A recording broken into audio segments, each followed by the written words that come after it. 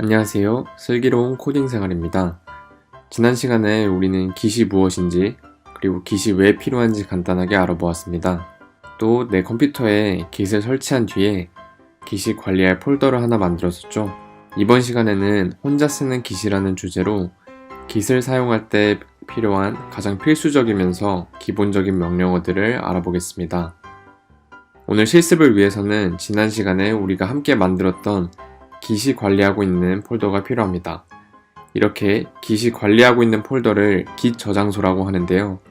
아직 Git 저장소 설정과 내가 누구인지 Git에게 등록하는 Git config 초기 설정을 마치지 않으셨다면 지난 강의를 참고하셔서 Git 저장소를 꼭 만들어 주시길 바랍니다.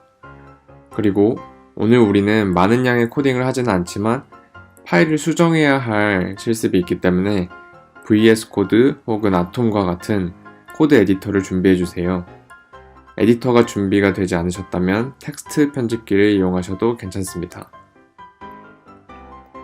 본격적으로 Git에 대해서 이야기하기 전에 오늘 실습에 사용할 파일을 하나 만들어 보도록 하겠습니다. 일단 터미널을 열어주시고요. 윈도우 사용자분들께서는 git bash를 실행하면 되겠죠? 터미널에서 우리가 만들었던 폴더로 이동을 해야 합니다. 리눅스 커맨드가 익숙하신 분들은 괜찮으시겠지만 리눅스 커맨드가 익숙하지 않으신 분들에게 가장 추천드리는 방법은 방금 이렇게 연 터미널에 저희가 원하는 폴더를 드래그 앤 드롭 해주는 것입니다. 저는 지난 시간에 git 튜토리얼이라는 폴더를 하나 만들어서요. 이 폴더를 터미널 안으로 그대로 드래그를 해주겠습니다. 그리고 경로를 이동하는 리눅스 커맨드인 cd를 이렇게 복사된 경로 제일 앞에 붙여주시고 스페이스바를 해서 실행해 주도록 하겠습니다. 여기서 새로운 파일을 만들어 볼 텐데요. 간단하게 새로운 파일을 생성할 수 있는 리눅스 커맨드는 touch라는 리눅스 커맨드입니다. touch하고 파일명을 입력하시면 내용이 비어있는 저희가 원하는 파일명만 가진 파일이 하나가 생성이 됩니다. 그래서 touch 저는 hello git-c라는 파일을 생성하도록 하겠습니다. 이렇게 한 다음에 폴더 안으로 들어가 보시면 hello git-c가 만들어진 것을 확인할 수 있습니다. 자, 여기까지 따라오셨으면 실습을 위한 준비는 모두 마치셨습니다.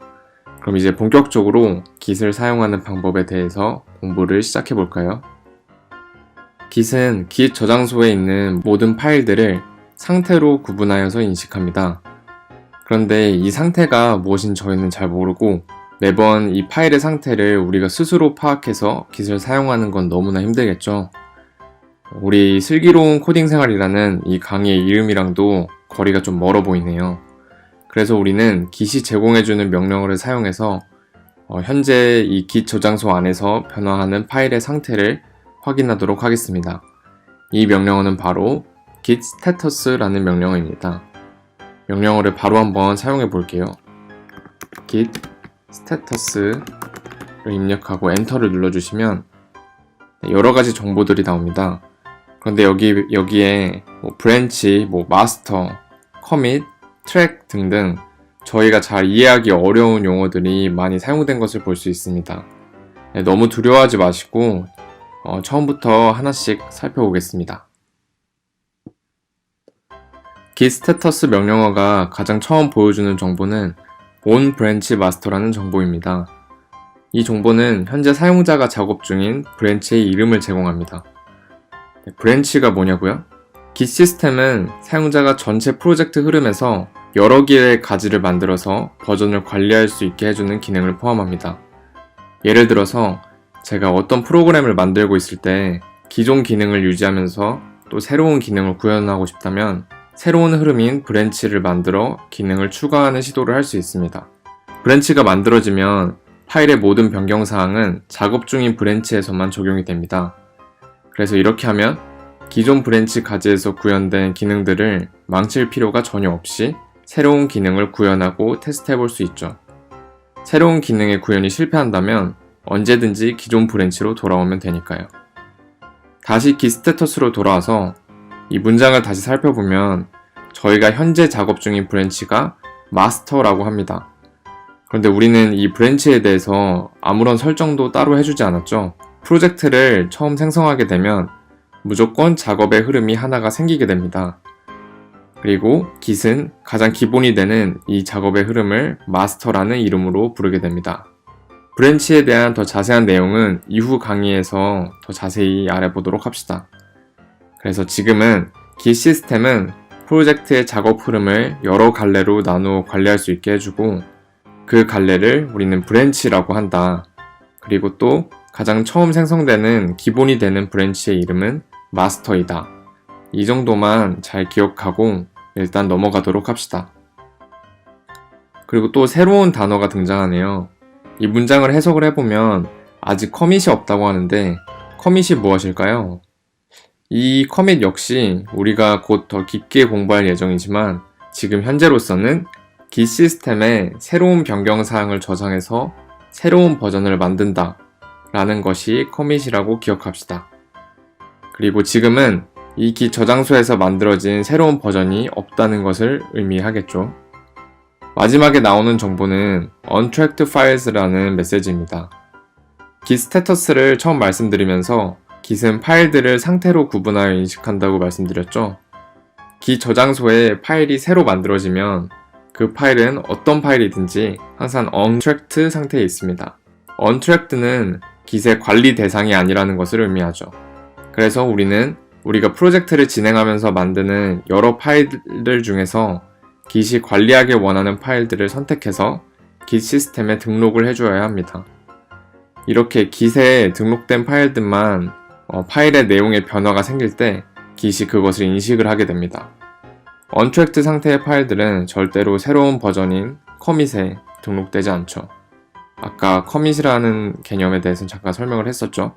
그럼 지금 우리 폴더 안에 있는 untracked 파일을 Git의 관리 대상으로 한번 지정을 해볼까요? untracked 상태의 파일을 Git의 관리 대상으로 만들 때 사용하는 명령어는 git add라는 명령어입니다. git add는 다양한 용도로 사용되는 커맨드인데요. untracked 상태인 파일을 tracked 상태로 변경해서 Git의 관리 대상으로 만드는 용도로 사용이 많이 됩니다. 사용법은 굉장히 간단합니다.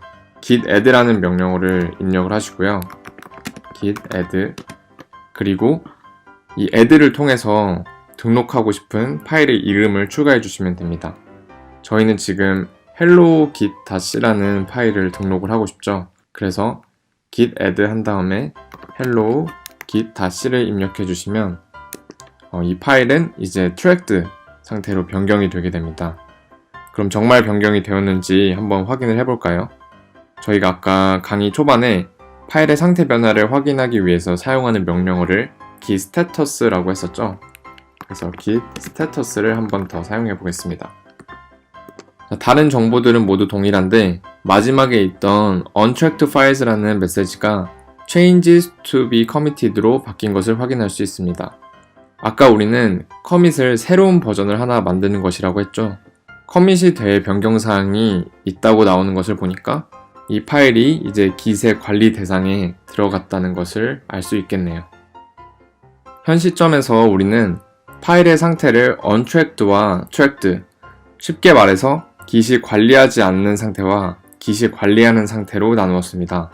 하지만 사실 tracked 상태는 또 다시 3개의 세부적인 상태로 구분이 됩니다.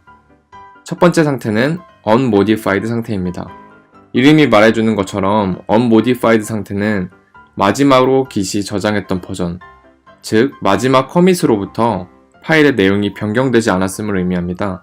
이걸 쉽게 설명을 해보자면 최신 버전의 내용이 그대로 지금 유지가 되고 있다는 것이겠죠. unmodified 상태가 있다면 반대로 modified 상태도 있겠죠. 그래서 modified 상태는 마지막으로 Git에 등록되었던 파일의 내용이 다시 변경된 상태를 의미합니다. 마지막으로 저희는 untracked 상태였던 파일을 git add 명령어를 통해서 tracked 상태로 바꾸고 commit, 쉽게 말해서 파일의 새로운 버전을 만들 준비가 된 상태로 만들었습니다. 이렇게 git add 명령어를 통해서 커밋이 될 준비를 마친 상태를 staged 상태라고 합니다. 이렇게 저희가 3개의 상태, unmodified, modified, 그리고 staged 상태를 배웠는데요. 이렇게 Git 시스템의 관리를 받는 파일들은 이 세 상태를 계속 번갈아 가면서 가지게 됩니다. 스테이징으로 다음 버전에 포함될 파일들을 등록했다면 이제 그 파일들의 변경사항을 새로운 버전으로 만들어야겠죠. 현재 스테이지에 등록된 파일들을 새로운 버전으로 만드는 작업을 우리는 커밋이라고 부릅니다. 그래서 이 커밋을 위한 명령어는 git commit입니다. git commit 명령어는 특이하게 무조건 함께 따라와야 하는 옵션이 있습니다. 바로 -m과 commit message인데요. 커밋을 하기 위해서는 무조건 -m을 뒤에 붙이고 commit message라는 것을 항상 작성을 해야 합니다. commit message는 이 버전을 대표하는 변경사항을 적어주는 것이 일반적입니다. 만약 새로운 파일을 만들고 스테이징한 뒤에 커밋을 한다면 git commit -m create new file 이런 식의 커밋 메시지를 만들면 되겠죠. 이제 실습을 진행해 볼 텐데요. 지금까지 우리가 배웠던 커맨드들이 굉장히 많았기 때문에 일단 이 강의는 여기서 마무리를 짓고 다음 강의에서 실습을 진행해 보도록 하겠습니다. 아직 Git의 기본적인 개념이나 커맨드들이 조금 헷갈리신다면 오늘 강의를 잘 정리하시고 다음 강의로 이동하시기를 추천드립니다. 슬기로운 코딩 생활이었습니다.